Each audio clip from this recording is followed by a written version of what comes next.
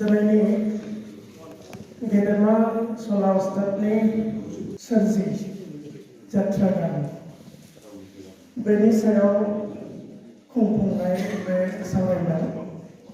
आरो सावरायनायखौ दैदेनलांबाय थानाय मानगोनां क'क्राझार साख्रियावला गौथुमनि आफादगिरि बिथां क'क्राझार साख्रियावला गौथुमनि मानगोनां दैदेनगिरि नोंथांमोन फिथिखा गौथुमनि आंनि सिबिजानाय थुनलाइगिरि नोंथांमोन दैदेनगिरि नोंथांमोन सल' उस्तादनि न'खरनि मानगोनां सोद्रोमा नोंथांमोन बेहाय खोनासंनो फैनाय फंबाय बिनानाव नोंथांमोन फिथिखा हानजा आरो क'क्राझार साख्रियावला गौथुमनि दिनै आं नैथि खेब सेमिनार गादों आरो बे मोननै सेमिनार गानो थाखाय आंखौ हांख्रायनायनि थाखाय बिथांमोननिसिम आङो गोसो गोरबोनि खुलुमनाय आरो साबायखरखौ जासिहरदों। सल' उस्ताद बिथांनि सोरजिनि सायाव आं जिहेतु दुधनैनि गवालपारानि जों गोदो खोनादोंमोन खुब सम्भब आंहा गोसोआव फैयो 1992-93 जेब्ला जों बर' हारिमु आफादखौ दाबाय फुंखा महिलारि बिथांनि खुगाजों बेनिफ्राय आदा रहेन्द्रनाथ ब्रह्म बिथांमोननि खुगाजों आं एसे खोनादोंमोन सल' उस्तादनि सोमोन्दै दा दिनै फ्राय 35 बोसोरनि उनाव बिथांनि सोरजिनि सायाव आं दिनै लिरबिदां दोंसे लिरनांगौ जाहैदों। बे मोनसे गोब्राब आयदा मानोना सल' उस्तादनि सोरजिनि सायाव जोंहा थोंजोङै खारि नागिरना मोना आरो बेखायनो बिथां सार प्रफुल्ल हाज'वारि सार सहिलाल बसुमतारी आदा ओमफ्राय सारसेन ब्रह्म आदामोननि अननायाव दाखालि आं सिम्बर गामियाव सहैनो हादों आरो सिम्बर गामिनि सल' उस्तादनि जात्रा गान गाग्रा दाबो माखासे आर्टिस्टफ्रा दङ महरगिरिफ्रा बिथांमोनखौ लोगो हमदों खारि बुथुमनो थाखाय आरो बिथांमोननि मादाव मुस्रि मधुराम नार्जारि ओमफ्राय मुस्रिमा मिथिस्वरी नार्जारि ललित बसुमतारी बिथांमोननिफ्राय मेथाइनि देंखोफोरखौ बुथुमनाय जादों आरो दाहाय बेलासियाव बिथांमोना बेयाव बे फाल्लाखौ दिन्थिगोन। बेजों लोगोसे प्रफुल्ल हाज'वारि सारनिफ्रायबो मोनदों खारिखौ आरो दान्दिसे सिगाङाव लिरबिदां फरायलांनाय बिथां आदा मुस्रि बिबेकानन्द नार्जारि बिथांनिफ्रायबो खारिखौ बुथुमनाय जादों। जात्रा गावननि मेथाइफोराव बेरखांनाय बर'नि गुबै देंखो महर दा गुबै देंखो बर'नि मा दं आंनि थौले गियानजों एसे आं बेखौ एरखांनो नाजादों माखिनिया सल' उस्तादनि गुबै देंखो आं फारि फारियै फरायलांनो सानबाय ओमफ्राय लिरबिदाङा गोलावथार ओंखायनो बेखौ फरायजोबनांगौबा माने गोबां सम लागोन ओंखायनो आं एसे बारस' फरायनो नाजागोन। जागायनाय सल' उस्ताद बिमुङा जात्रा गावन हारिमु थुनलाइयाव बयजोंबो सिनायजायै मोनसे बिमुं नङाब्लाबो बिथांनि बिमुंखौ एंगारनानै बर'नि जात्रा गावन हारिमु थुनलाइया आबुं महर मोनथावै। आंनि मोनदांनायाव बिथांनि जात्रा गावननि सोरजि मेथाइ देंखो सल' दामनाय देनाय सोरजिफोरनि सायाव बर' हारिनि गेजेराव दासिमबो मोजाङै सुमोनथाइ एबा मूल्यायन जायाखै। नाथाय बिथांनि सोरजिनि रावजोंबो रुजुजायै बेसेन दङ। दिनैनि बर' फावथाया आबुं महर मोनैनि सिगां खेमथा गाउन बे दैखुंखुलायाव जादोंमोन। थाखिपाल्ला बेनि उनाव बंगिवादकनि जात्रा गाननि सिगां सला उस्तादनि जात्रा गाउन एबा फार्लानि बै समनि बोखावजायै गवालपारा जिल्लानि बुरलुंबुथुरनि साहा फारसे। सला उस्तादनि जोनोमा 1911 मायथाइयाव बिसमुरि ओनसोलनि 12 नं काटलमुरि उन्दुगामि जायखौ बुङो बेयाव जादोंमोन। बिफानि मुङा भबेन्द्र बसुमतारीमोन। मेहेरगोनां बाथ्राया जादों बिथांनि गुबै मुङा सन्तोष बसुमतारीसोमोन जानांगौ। बिथाङा गावनि जात्रा गाउननि सोरजिनि थाखाय, दामनाय देनाय रोंगौथिनि थाखाय, मेथाइ खननाय, मोसानाय, फाव दिन्थिनाय, फोरोंनाय आरो दिन्थिनायफ्रा रोजा रोजा महरगिरि नायगिरिफोरजों जोबोरैनो अनसायजादोंमोन आरो मान होजादोंमोन, जायनि थाखाय बिथाङा सरासनस्रा सुबुं समाजनि गेजेराव सला उस्ताद बिमुंजों मुंदांखा जादोंमोन। अबयस्से बिथां बिबेकानन्द नार्जारी बिथाङा दहाय सलानि गुमुरखौ एसे होदों बिथांनि लिरनायनि गेजेरजों। सला उस्तादनि जात्रा गाउना मोनसे एखुथा आखुथाय गोनां आखुनि गाउन। गोबाङानो बेखौ फावथाय होननानै बुंनो सानो, नाथाय बे गाउनखौ फावथायाव खोख्लैजोबनो हाया। श्रीमन्त शंकरदेव आरो माधवदेवनि सोरजि अंकिया नाट आरो भावना बेनि आखुथायजों एसे गोरोबनाय नुनो मोनो। नाथाय भावनायाव सूत्रधारनि गिदिर बिफाव दङ। बेराफारसेथिं सला उस्तादनि जात्रा गाउनाव सूत्रधारनि जेबो बिफाव गैया। बेनि सोलाय आखुफ्रा गावबा गाव आखुखौ डायलगनि गेजेरजों, मेथाइ रोजाबनायनि गेजेरजों, दुखु दाहा, गाबनाय मिनिनाय, बोराबनाय खमलायनाय बायदि फावनि गेजेरजों फोरमायलाङो। मख'नो गोनांदि सला उस्तादनि नायजाबफोरनि सल' आरो आखुफ्रा गासैबो काल्पनिक जोब होननानै बुंनो हायो। सोरगो, मर्त आरो फाथालनि बायदि मोदाय मोदायजोफोर, मानसि, राक्षस बायदि हारिनि आखुजों बिथाङा सल'फोरनि महर होयोमोन आरो गावनि खुसि बादियै बायदि बिदै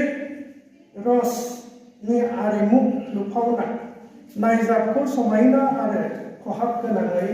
एरखाङोमोन। बिथांनि गासै नायजाबफोरा मेथाइ देंखो गाहायमोन, जेराव मोनफा नायजाब एबा गावनाव दों 50 निफ्राय 60 सिम बा बेनि बांसिनबो मेथाइफोर थायोमोन। सला उस्तादनि जात्रा गाउननि मेथाइफोराव बेरखांनाय बर'नि गुबै देंखो महर। मेथाइया नायजाब फावथायनि मोनसे एंगारहायै आयदा।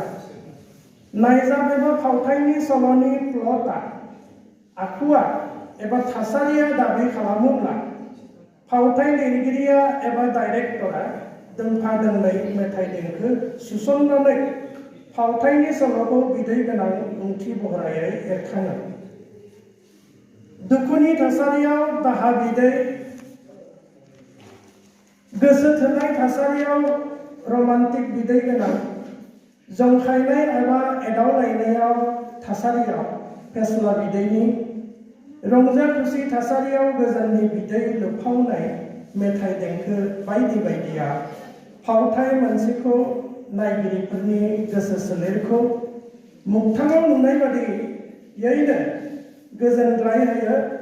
सल' आरो आखुफोरखौ मेहेर गोनाङै बेरखांहोयो। फावथाय मोनसेयाव मेथाइनि बिबां, गोलावथि, देंखो, दामजुफोरनि सायाव फावथायगिरि एबा डाइरेक्टरा नाथाय जोबोरैनो नोजोर लाखियो। सला उस्तादनि जात्रा गाउननि समखौ दहाय बिबेकानन्द नार्जारी बिथाङा बुंलांबाय, आं बेखौ फरायला। मख'नो गोनां बाथ्राया जाबायदि सला उस्तादनि जात्रा गावनि मेथाइफोरनि माखासे एखुथा आखुथायफोर दङ। गाहायाव बिथांनि सोरजिनाय मेथाइफोराव बेरखांनाय बर'नि गुबै देंखो महर आरो माखासे आखुथायफोरखौ दोंनैसो मेथाइनि मदद लानानै गाहायाव फारि फारियै सावरायनो नाजानाय जाबाय। सला उस्तादनि नायजाबफ्रा सख्रि ओंखारजेननानै मोसा मोसा आरज गाबनायजों जागायजेनो। गाहायाव आलायस्रि फाल्लानि दोंसे सख्रि ओंखारनाय मेथाइखौ मख'नाय जाबाय। आं बेखौ मेथाइखौल' मख'दों, बेयाव आं नटेसन खालामाखै बेखौ। नै आयै सरस्वती बिमा गुरुनु गुगुरुब खुलुमै हांख्राय हरो जों नोंखौ गोसो होनानै। बोर होफै बिमा जोंखौ आलायस्रि फाल्लाखौ दिन्थिनायाव नायसाबलांदो बयबो जुथुमनाय दंनाय मानि। गियान सोलोंथाइ देंखो आरिमु संगीत कलानि बिगुमाजो बिमा सरस्वतीनियाव फारला जागायजेननायावनो गावनि फारलाखौ दिन्थिफुंनायाव जाफुंसारनायनि बोर बिनो बावाखैमोन सला उस्तादआ। ओंखायनो सख्रि गथ'फोरनि बिफावजोंनो गियान सोरांनि बिमा सरस्वतीनि आफाङाव खुलुमस्रादों आरो जथुमसालियाव दंनायमानि गासै रायजो राजाखौ फारलाखौ नायजोबलांनो खावलायदों।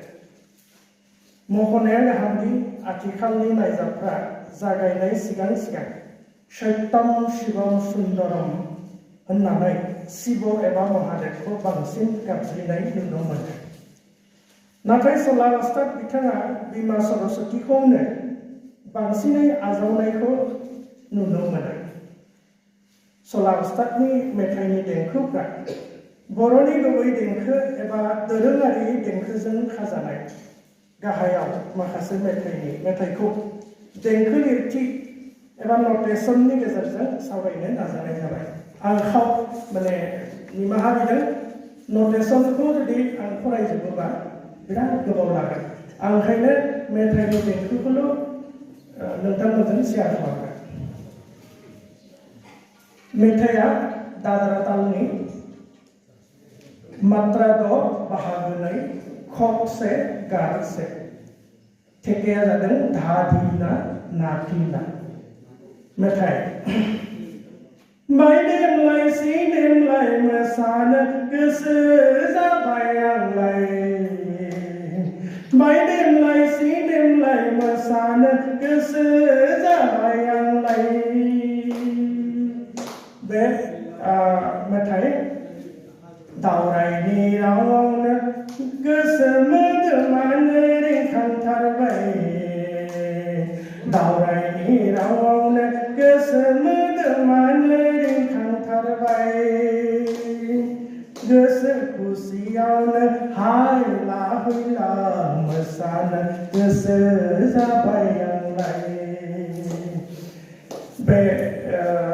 मेथाइया मा समाव मारै खनो बेखौ आं लिरदों। गोजौनि मेथाइया जियास्रि सिख्लाया खननाय मेथाइ। बिथाङा सासे गोहो बोलो गोरा आरो गोख्रों बान गोरों सिख्ला। सोरगोनि नाथ ठाकुर महादेबाबो जियास्रिखौ फेजेननो हाया। बेनि थाखायनो नाथ ठाकुरा सोलो बाहायनानै हिन्जाव माहारिजों दावहा नाङा होननानै सतबान्सा लाफ्लायो आरो दावराय जाफ्लानानै सोरगोनि देरसिन मोदायानो जियास्रि सिख्लाखौ लांफैगोन होननानै फोरमायहरो। नाथाय बेखौबो फोरमायखानाय जायोदि जियास्रियाबो नाथ ठाकुरजों दावहा नांनो मोननाय नङा एबा लाजि फोनांनो मोननाय नङा। दावरायनिफ्राय बेबादि गोजोन खौरांखौ मोननानैनो जियास्रिया खुसिजों बे मेथाइखौ खनो। मख'नो गोनांदि बर'नि दोरोङारि गुबै देंखोआव भारतारि शास्त्रीय संगीतनि मोनबा सरल' बाहायजायो। बेफोरा जाबाय रे गा पा धा सा गा पा गा रे सा रे गा पा धा सा गा पा गा रे सा। बे मोनबा सर, बे सरा जोंनि बर'नि देंखोआव बाहायजायो। बेफोरा बर'नि जेसेबांखि दोरोङारि मोसानाय दामनाय जेरै खेराइयारि मोसानाय देंखो खेराइयारि नङि मोसानाय देंखो आरो बायदि बायदि देंखोफोरा बे मोनबा स्वरजोंनो खाजानाय बे मोनबा स्वरनि गुरै कमल स्वर जेरै रे गा बेफोरनि कमल स्वर दं धानिबो दं मानि तीव्र मा दं माब्लाबा दामगिरिफोरनि दामनायाव बे गुरै स्वरफ्रा एबा मा आरो नि स्वर जाय जोंनि थाखाय बरजित होननानै जों बुङो बर' देंखो बेबो मालाबा नांनो हागौ एसे एनै नांफादेरनो हागौ बे गिदिर बाथ्रा नङा गुबैयै बर'नि देंखोखौ एरखांनो नांगौबा सारे गाफा धासा बे मोनबा स्वरानो थोजासे बर'नि सिफुंनि गुदुङा गुदुंबा बे गुदुंबा सिफुङाव बै मोनबा स्वरखौल' गोरलैयै सुफुंनो हायो ओंखायनो बर'नि गुबै दोरोङारि देंखोआ हिन्दुस्तानी संगीतनि भुपाली रागजों गोरोबो नाथाय बर'नि गुबै देंखोखौ जों थोंजोङै भुपाली राग होननानै बुंनो हाया मानोना हिन्दुस्तानी रागफोरा जादों गोनोखो खान्थिजों सोदांनाय शास्त्रीय संगीत आरो बर' देंखोफ्रा दोरोङारि देंखोसो दा बे भुपाली रागा माने आं दहाय बुंनाय मोनबा स्वरजोंनो दाजानाय बेयो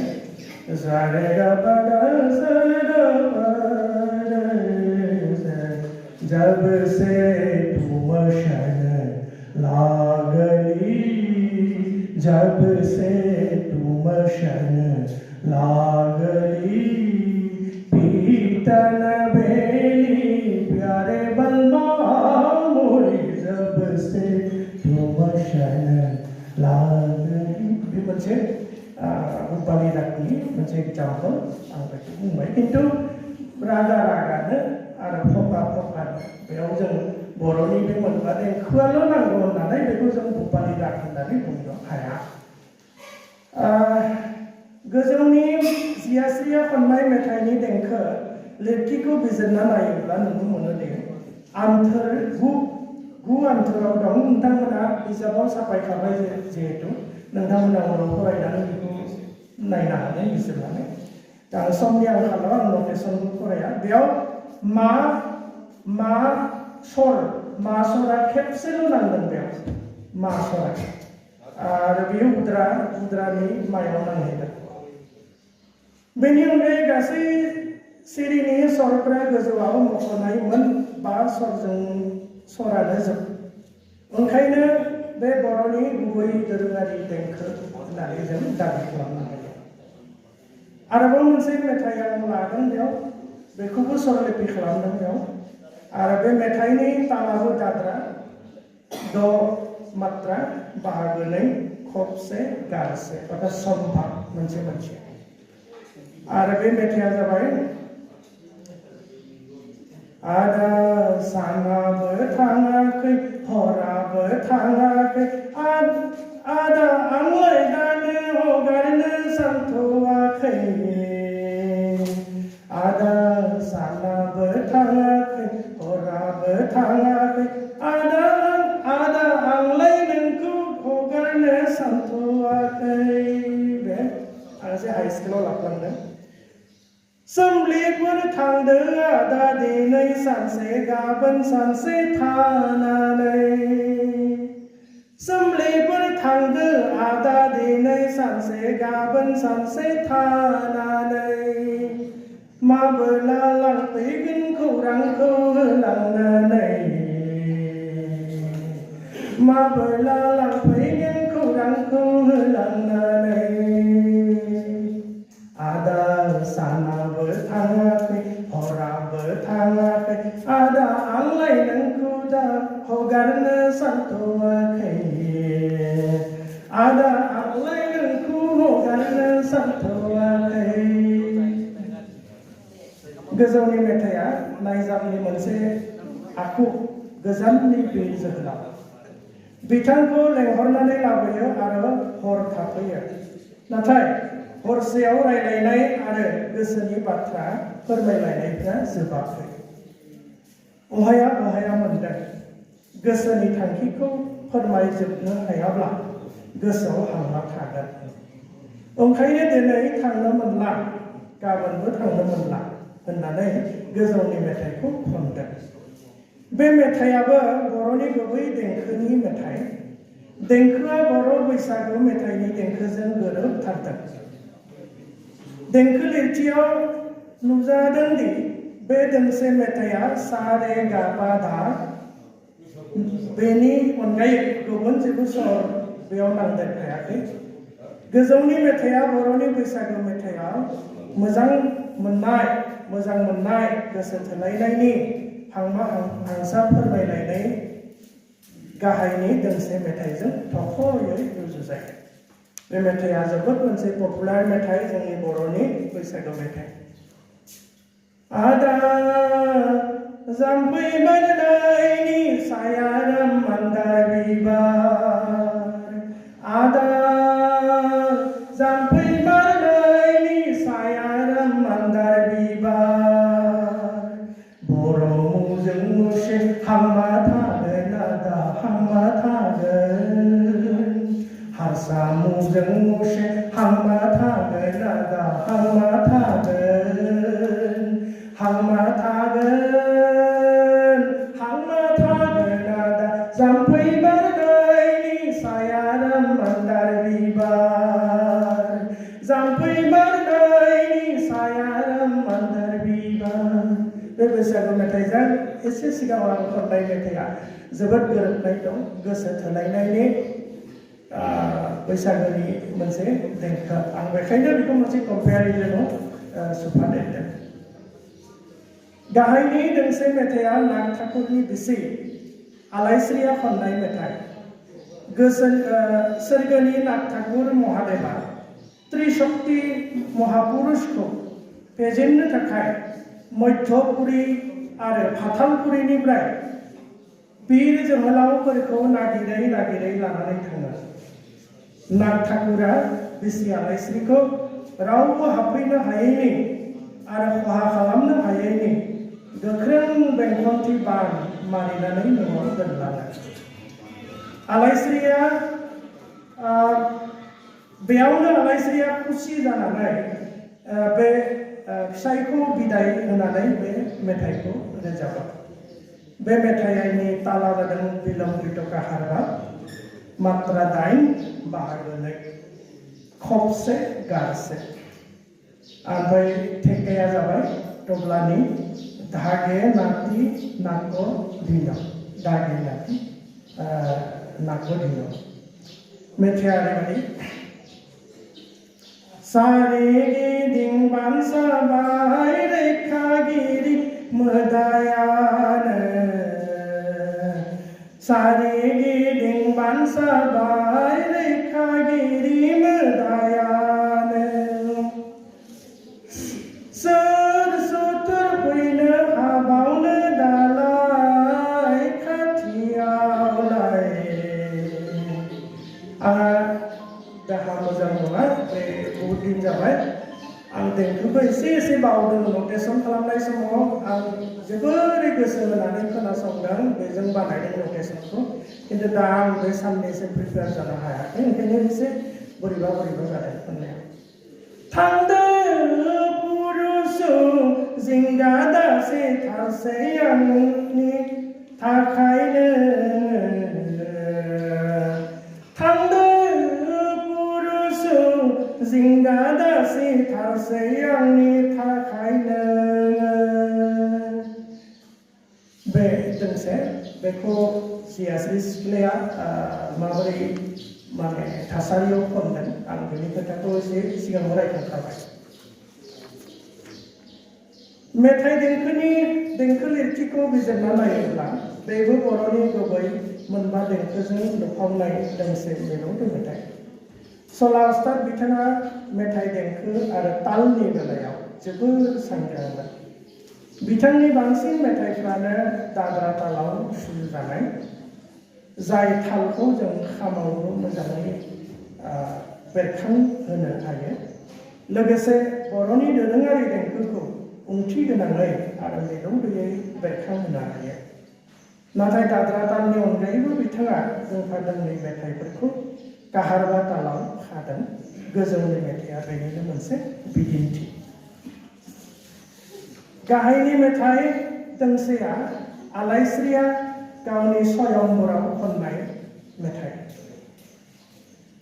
बिफा बिद्रही राजाया गावनि फिसाजो राजकुंग्रि आलाइस्रिखौ बिलाइ हरनो थाखाय स्वयंवर फाथियो बुहुमनि गिदिर गिदिर जोहोलाव राजकुंगुर राजा महाराजाफोरा स्वयंवराव फैजोबो दा आलाइस्रिया सोरखौ सायख'ना बिबारनि मालाखौ गानहोनो बेयावनो आख' फाख' जानानै गावनि मेथाइखौ रोजाबना फोरमायथियो बे मेथाइनि तालाबो बिलम्बित काहारबा 9 मात्रानि दा मेथाइआ ओरैबायदि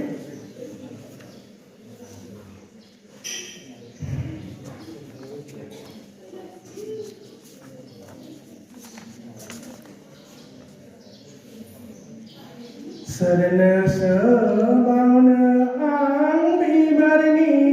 मालाखौलाय बोर गैया माथो सासेबो मोजाङानो सोरनो सोबावनो आं बिबारनि मालाखौलाय बोर गैया माथो सासेबो मोजाङानो बेबोसो गन्थं थबसा सा बेबोसो आदै गैया बेबोसो खुगा गोलाला बेबोसो बोराय हारा बेबोसो गन्थं थबसा सा बेबोसो आदै गैया बेबोसो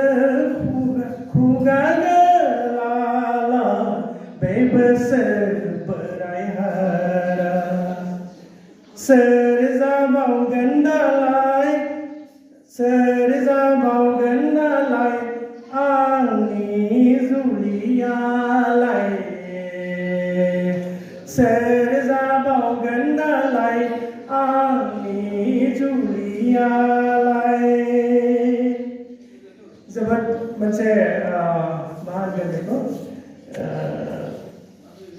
मिनिनो मोनसे हास्यरस थानाय हास्यरस माने बिदै गोनां बे मेथाइ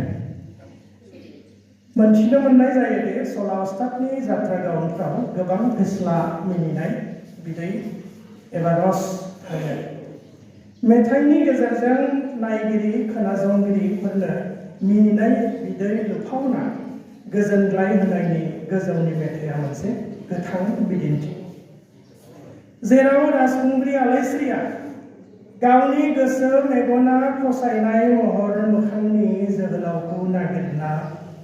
मोनैनि स्वयंवराव फैनाय राजकुंगुर जोहोलावफोरनि महर मोखांफोरखौ गाज्रियै मेथाइ देंखोजों एरखांनानै बुरनाय रोजाबदों बेयाव नायगिरिफोरा मिनिनाय बिदै सोबनो खाबु मोनदों आरो फारलाखौ जोबजासिम नायलांनो गोसो जादों गाहायाव आरोबाव बेबादिनो रस गोनां दोंसे मेथाइ आं बेयाव नटेसन खालामदों बेबो बिलम्बित काहारबानि मा थासारियाव बे मेथाइखौ खनदों आं उनाव बेखौ एक्सप्लेन खालामदों आं फिन मेथाइनि देंखोखौ आवरायनो ओंखारबाय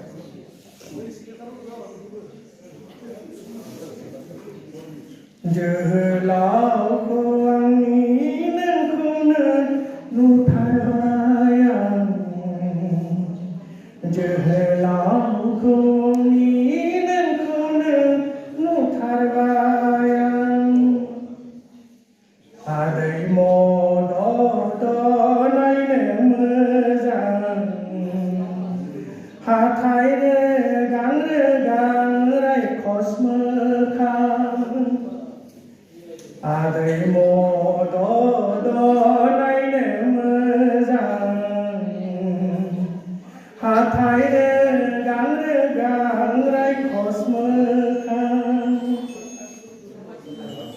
जुलि जाथावथावखौ आंनि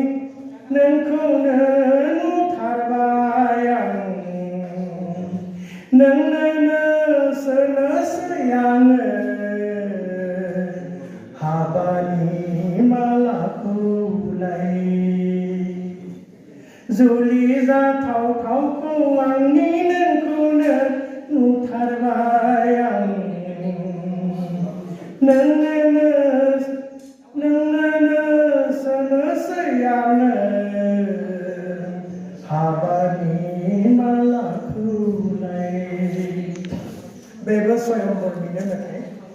बा गोजौआव मख'नाय मेथाइयाबो स्वयंवराव रोजाबनाय मेथाइ मोनसे समाव नाथ ठाकुर महादेवा सोरगो रायजोआव बोरै त्रिशक्तिखौ फेजेननो हागोन बेनि थाखाय खायदा कौशल सानै फाथालपुरिनिफ्राय असुर हारि आरो मध्यपुरिनिफ्राय नरमनुषखौ लानानै सोरगोसिम थाङो बेनि थांखिया जाबाय सोरगोपुरिखौ खालायस्रिबारि खालामनाय ओंखायनो सोलो लानानै सोरगोनि राजखुंग्रि जियाश्रीखौ गोसो थोफ्ला होनानै स्वयंवर फाथिहोयो असुर हारिनि मायासुर राजाया गुबुन महर लाना मायाबिर मुं लानानै सोरगोआव नुजाथिहोयो फारसेथिं सोरगोबिराबो दस्रा मुं लानानै सोरगोआव नुजाहैयो बिसोर सानैनि गेजेराव स्वयंवरा जाफुङो असुर मायासुर राजाया महर सोलायनानै मायाबिर मुं लाब्लाबो जियाश्री सिख्लाया बेखौ रायखस हारि होननानै सिनायनो हायो आरो बिथांखौनो पसन्द खालामनानै हाबानि मालाखौ बिथांनोनो गानहोनाय थांखिजों बे मेथाइखौ रोजाबो गमामारै आदै मदद नायनो मोजां हाथाइ रोगां रोगां रायखस मोखां होननानै गावनि जागोदान जिउनि फिसायखौ बरायनो थाखाय खननाय बे मेथाइया नायगिरिफोरखौ हुरा हुरायै मिनिग्लाबनाय बिदैजों सिग्लाब होखागोन फारसेथिं मेथाइनि देंखोआ साफ्रोम बर' फिसानि गोसो गोरबोखौ गोजोनग्लाय होनो हानाय गुबै बर' रैसुमै देंखो फावसो सला उस्तादनि जात्रा गानाव आखुगिरिया गावनि महर मोखां गावनि आखल आखु गुनाखिफोरखौ थोंजोङै बाख्नायनानै सेथि सुबुंसाय आरो जानानै रोजाबनाय माखासे मेथाइफोर नुनो मोनो गाहायनि मेथाइया बेनिनो दोंसे बिदिन्थि आं बेयाव देंखो लिरथिबो लिराखै आं बेखौ देंखोजोंबो आवरायनाय नङा मेथाइखौल' आं फोरमायगोन बे संसाराव मोनसे आं गोसोआव रावबो गैयाबि आंबादि बिरजो हिनजाव बायदेमनाय सिदेमनाय मोसानो गोसो जाबाय हाय गोसोनि खुसियावलाय गोमोजोब्बाय गोमोनांजोब्बाय फोरजाफोर दंनाय माने आंनि महरखौ मानसिफोर नुनाय माने गोसो गोमोजोब्बाय सोमोनांजोब्बाय फोरजाफोर नुनाय माने आंनि महरखौ सान्थ्रिफोर नुनाय माने राजखुंग्रिया गावनि महरखौ लाना बिराद दुगा माने बेनि महर मोखाङा ओरैबायदि मोजां बेखौ गावसोरनि रायजोनि जथ' फोरजाफोर दं नुनाय सान्थ्रिफोर दं बेखौ नुनाय बिसोरनो बेनि महरखौ माने मा होनदों गोमोजोबदों होनना गावनो माने सेथि फार्स्ट पार्सन जानानै बियो बुंनानै लादों आरो बे मोनसे निस्सय सला उस्तादनि मेथाइनि मोनसे आखुथाय गोजौनि मेथाइयाबो दोंसे हास्य रसनि मेथाइ राजानि फिसाजो राजखुंग्रि महराव जेना गुनाखियाव जेना बेखौनो लानानै बोदोर दुगानाय गोसोआव लाख'नो हायै गोजोननाय ओंखायनो गावनि गुनखौ बाख्नायनानै मेथाइनि गेजेरजों मालायनि सिगाङाव फोरमायदों मालाया मोजांमोन एबा दामोनथों बेखायनोथ' गावनो गावखौ बाख्नायना लादों बे संसाराव आंबादि रावबो बिरजो हिनजाव गैयाबि होननानै खुसियावनो हायला हुइला मोसानो गोसो जादों रायजोआव दंनाय मानि प्रजाफोर नुनाय मानि मानसिफोर आरो सान्थ्रिफोर गावनि महर मोखांखौ नुनानै गोमोजोब्बाय सोमोनांजोब्बाय होननानै बेयो सला उस्तादनि मेथाइनि मोनसे एखुथा आखुथाय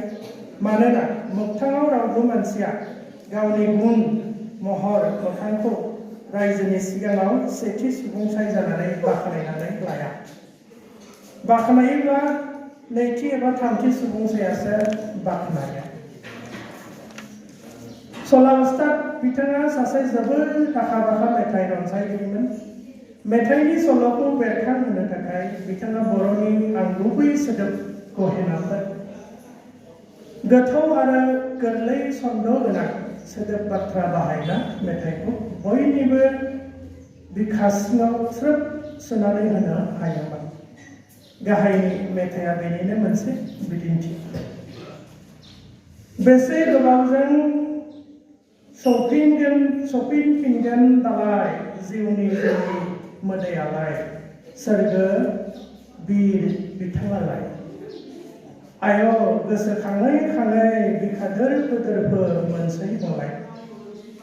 सफैफिनगोन ना सफैफिनना दालाय सानबाय आंलाय आय' जोहोलाव बिथांखौलाय मोदोम एवखां सावखां जासै बिथांनि थाखाय आंलाय सोरगोबिदा सोरगोआव दावहा नांनो थांनानै दंहैयो जोबोर गोबाव जाबाय मध्यपुरियाव सफैयैया मध्यपुरियाव बिथांनि बिसि आलायस्रिया फिसायखौ नेहाब लामा नायदों गोसोखौ दाहा आरो जिंगाया नाख्रेबदों सफैथारैयाव दाहाजों आलायस्रिया गोजौनि मेथाइखौ खनदों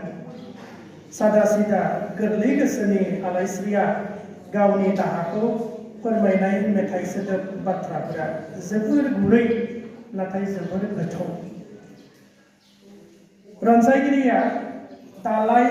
बिथाङालाय आंलाय बिथांखौलाय बायदि सन्द गोरोबहोनानै मेथाइ देंखोखौ जोबोर मिलौदोयै एरखांदों बेराफारसेथिं दोरफो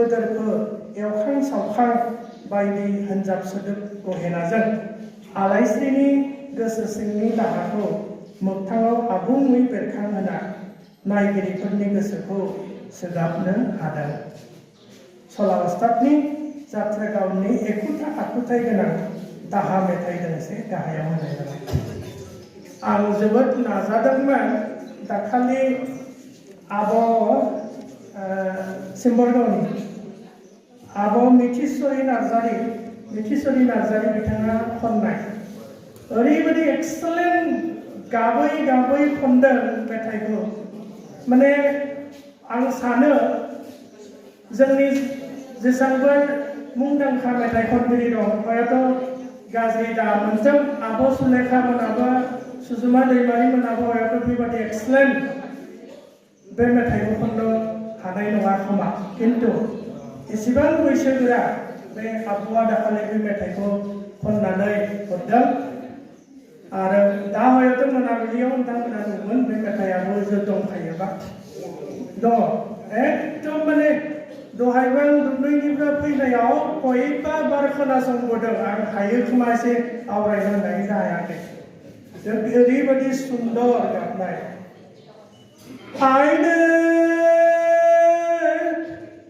आइनो हाबा होननानै बे गाबनाय मेथाइया आं खनला दा खोनादों थ'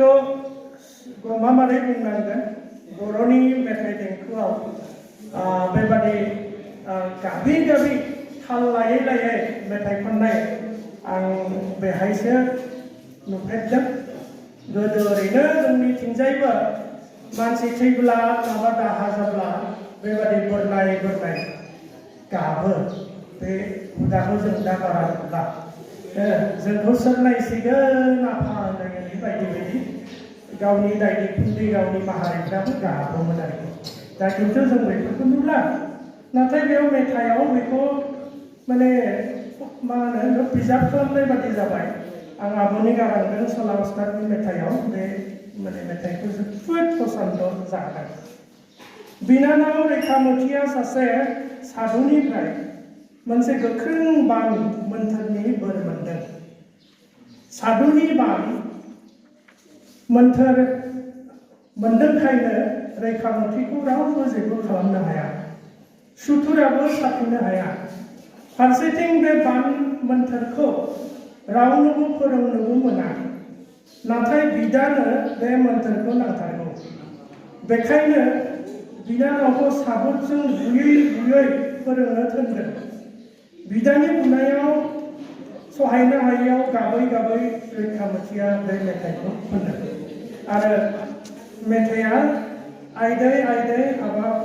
हाबाब दानथार सुथार आदा नों आंखौ थेवबो हानाय नङा फोरोंनो आदा नोंनो। खुलुमगोन आदा नोंखौ थेवबो हानाय नङा फोरोंनो आदा नोंनो। आइदै आइदै बे मेथाइया मोनफ्रोम हारिसाफोरनि सरासनस्रा सुबुं समाजनि गेजेराव माखासे रागा जोंनाय, बोराबनाय, गाबनाय, दुखु दाहा फोरमायनाय आखल आखु थायो। बर'फोरनि गेजेरावबो बे दोरोङारि आखल आखुआ दं। हिन्जावनि गाबनाय आरो हौवानि गाबनायजों एखे नङा, जुदा जुदा। खैफोदाव गोग्लैना गाबनाय, बुजाबना गाबनाय आरो गावनि सोरबा आंगुआ थैब्ला गाबनायनि बोराबनाय एबा देंखोफोरा एबा खेंखायनायफोरा जुदा जुदा। सला उस्ताद बिथाङा गोजौनि गाबै गाबै खननाय मेथाइखौ गमामारै बर'नि दोरोङारि देंखोजों गाबनाय बिदैजों सुजुना मोनसे गोथां सावगारि एरखांदों। बेबादि बर' आइजोआ दोरोङारि देंखोजों गाबनायखौ खेबसेबो खोनाफेरै गोदान जोलैनि सेंग्रा सिख्लाफ्रा गमामारै सोमोनांगोन दि गाबनायावबो एसेबां मिलौदो देंखो दङ आरो हारिमु दङ होनना। राभा हारिनि फारखान्थि मोसानायावबो गोथैनि सारादु बावनाय गोथैखौ गोसोखांनानै गाबै गाबै रोजाबना मोसानाय मोनसे मुंदांखा दोरोङारि मोसानाय दं। जाय मेथाइनि गाबनाय देंखो आरो आरिमुआ सरासनस्रा राभा सुबुं समाजनि दुखु फोरमायनाय आरिमु आखुखौ जोबोर मिलौदो आरो मेहेरगोनाङै फोरमायथियो। सला उस्तादनि गोजौनि मेथाइयाबो बेबादि आखुनिनो दोंसे बेसेन गोसा मेथाइ। जाय मेथाइया बर'नि गाबनाय आखु आरो हुदाखौ देंखो आरिमुजों गोथाङै फोथांना लाखिदों। राभा हारिनि बे फारखान्थि होननायनि जिथु गाबनाय गमामारै बेखौ बिराद मिलौदों। पानसुना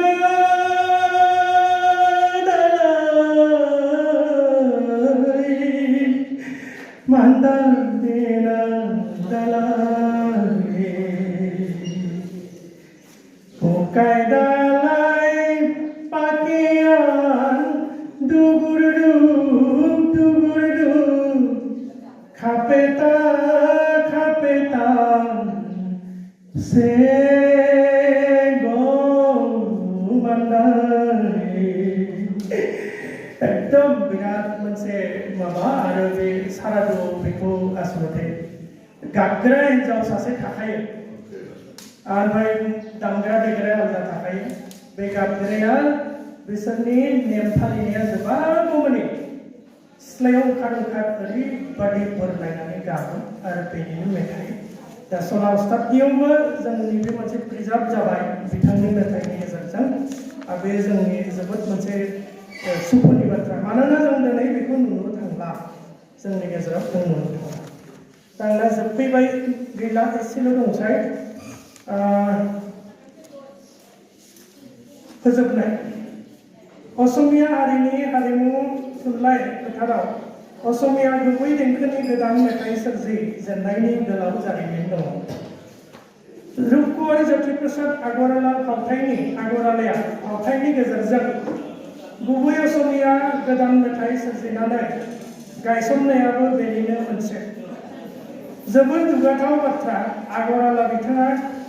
गोजौ फरायसालियाव फरायबाय थानाय समावनो मात्र 14 बोसोर बैसोमोन, 14, आरो मायथाइया 1919।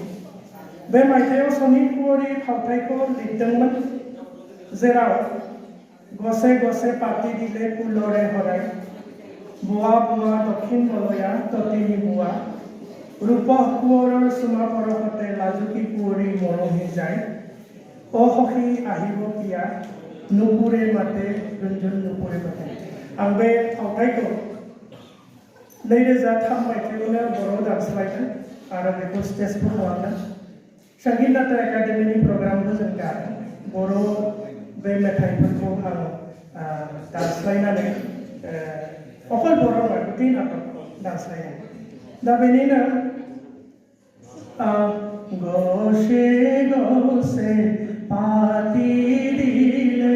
फूलरे हराय राम राम फूलरे हराय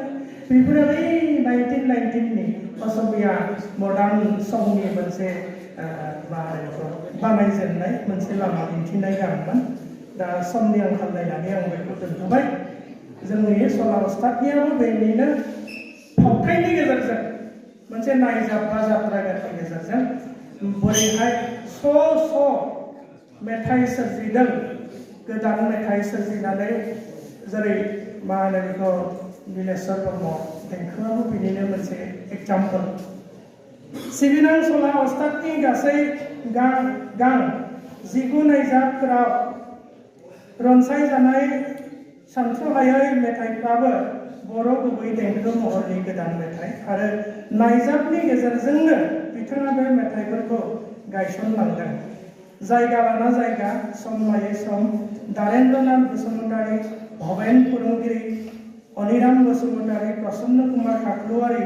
गुनेन्द्र बसुमतारी बिथांमोना गावबा गाव जात्रा गावनि गेजेरजों बर'नि मेथाइ देंखो सोरजिलांदों बियो थार नाथाय सला उस्तादनि मेथाइ देंखो सोरजिफ्राव एखुथा आखुथाय हाबनानै दं जेरै जोहोलाव नीलेश्वर ब्रह्मनि मेथाइ देंखो सोरजिफ्राव जुनिया एखुथा आखुथाय दङ ओंखायनो सला उस्तादनि मेथाइ देंखोफ्रा बर'नि गोदान मेथाइ देंखो गायसननायनि मोनसे मर्यादा गोनां थाखो